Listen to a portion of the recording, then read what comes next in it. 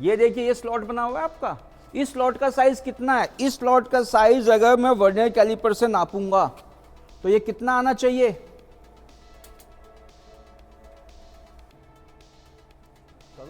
Hello दोस्तों, मैं हूं संतोष यादव और आपका स्वागत है सीएनसी बेसिक कैड कैम्प पर। दोस्तों आज जो है हम आपको यहाँ पे ये छोटा सा यहाँ पे आपको एक हम ये बताना चाहते हैं कि टूल का जो हम यहाँ पे क्लैंपिंग करेंगे टूल टरेट पे, जो टूल होल्डर की जो क्लैंपिंग होगी उसका क्या मेथड है। क्योंकि जो टूल के टरेट्स आते हैं वो अलग अलग साइज के आते हैं। तो BTP 80 है हमारे पास, BTP 60 भी आता है आपका, और भी बहुत सारी वैरायटी आती है। तो आज हम आपसे बताएंगे, यहाँ पे ये दिखाएंगे थोड़ा सा कि टूल की क्लैंपिंग का मेथड क्या है। तो ये टूल में जो हम टरेट पे यूज़ करते हैं क्लैंपिंग के लिए, तो ये हमारे पास एक पैकिंग होती है, ठीक है। तो ये पैकिंग है, इस पैकिंग का आपको यूज़ करके दिखाएंगे। और आज जो हमारी मशीन है, ये मशीन है हमारी कौन सी? Fanuc series OIMATE TD। ये हमारी मशीन है फानुक सीरीज OIMATE TD। और मशीनें हमारे पास दो मशीनें हैं ट्रेनिंग के लिए। एक मशीन हमारे पास TF भी है। तो ये मशीनें हैं हमारे पास। और आइए अब मैं आपको ये दिखाऊंगा कि टूल टरेट पे फिक्सिंग कैसे होगा, टूल को फिक्स कैसे करेंगे। आइए, तो ये क्लैंपिंग है, ठीक है। अब इस क्लैंपिंग के अंदर क्या होता है, ये पैकिंग है आपकी, ठीक है। और ये दिखा दीजिए एक बार, ये क्लैंपिंग करने का मेथड क्या है। ये देखिए, अभी आप सामने से देखेंगे ये स्क्वायर बन चुका है ना। ये स्क्वायर शेप बन चुका है आपका। ये जो स्क्वायर शेप बना है ये कितने का होगा? ये आपका 25 का है। और आपका ये भी जो बनेगा ये कितने का होगा? 25 का होगा। मैं दिखा देता हूँ थोड़ा, ये देखिए 25 के नियर ये होगा और 25 के नियर ये होगा। तो ये 25 की पैकिंग होती है एक्चुअल में। और क्लैंपिंग का लगाने का तरीका देखो, ये स्क्वायर हो जाना चाहिए।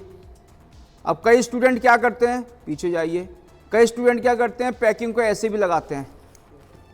ये देखना, अब ये आपने ऐसे लगाया, क्या ये स्क्वायर शेप में है? इस समय स्क्वायर शेप में है, ये गड़बड़ है। पैकिंग ऐसे नहीं होगा, आप इसे पलट दीजिए। तो ये 25 का तो आपका क्या होता है, 25 की तो ये पैकिंग होती है, सही है। और जिस टूल होल्डर को आपको फिक्स करना है, कैमरा वहीं रखना, जिस टूल होल्डर को फिक्स करना है, ये अभी एक TNMG का टूल होल्डर है। इसकी विड्थ कितनी है? 25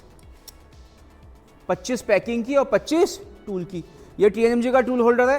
कोई भी टूल उठा लीजिए आप, ये देखिए, ये स्कार कंपनी का टूल है। ये पेंटागन इंसर्ट है आपकी, ये ग्रूविंग के लिए होता है, सर्कलिप काटने के लिए, ठीक है। तो इस टूल का भी यूज करेंगे। अब इस टूल की विड्थ देखते हैं कितनी है। इसकी विड्थ कितनी है भाई? 25।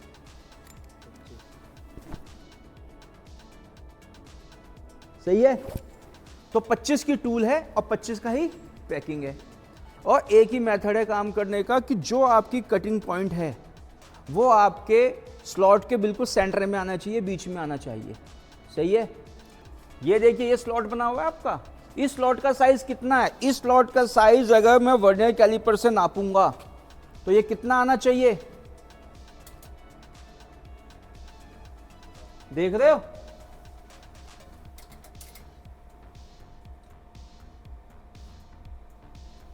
ये 50 के आसपास है। वर्नियर सही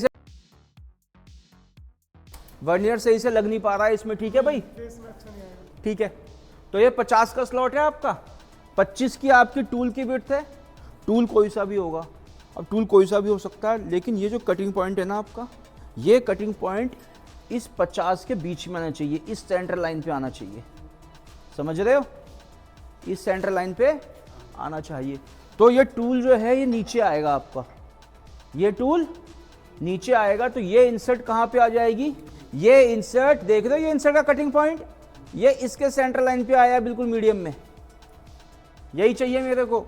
नहीं तो इसको बांधने वाले क्या करते हैं, इसे गलती से बांधेंगे तो क्या करेंगे, ये पैकिंग जो है, ये पैकिंग आपका क्या करेंगे, नीचे रख देंगे। और ये टूल कहां बांधेंगे? ऊपर। अगर ये कंडीशन आ गई तो ये कटिंग पॉइंट सेंटर में आ पा रहा है क्या आपका? ये कटिंग पॉइंट आपका सेंटर में नहीं आ पा रहा है, क्योंकि टूल को आपने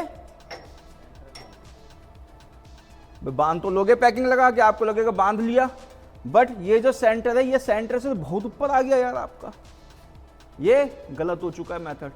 कोई भी टूल ले लो आप, चाहे आप ये पेंटागन का ये टूल ले लीजिए,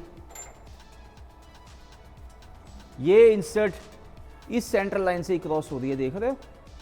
ये जो 50 का जो आपका स्लॉट है, इस 50 के आप सेंटर में चले जाइए, 0 इसी सेंटर लाइन पे है ये कटिंग एज आपका, और इसको कोई नीचे पैकिंग लगा के इसको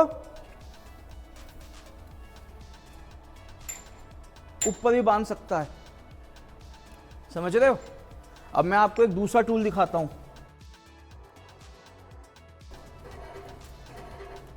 ये देख रहे हो, इसमें टूल ऊपर लगा हुआ है क्योंकि इसमें इंसर्ट नीचे के साइड लगी है। इस इंसर्ट का सेंटर लाइन आपका ये वाला है, समझ रहे हो।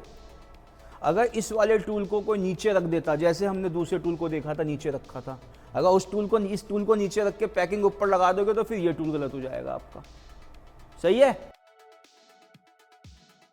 तो दोस्तों, जैसा कि आज हमने अपने वीडियो में देखा कि टूल की जो क्लैंपिंग है उसके लिए जो पैकिंग है उसको किस तरीके से आप डिसाइड करेंगे कि उसे नीचे कब लगाना है और ऊपर कब लगाना है।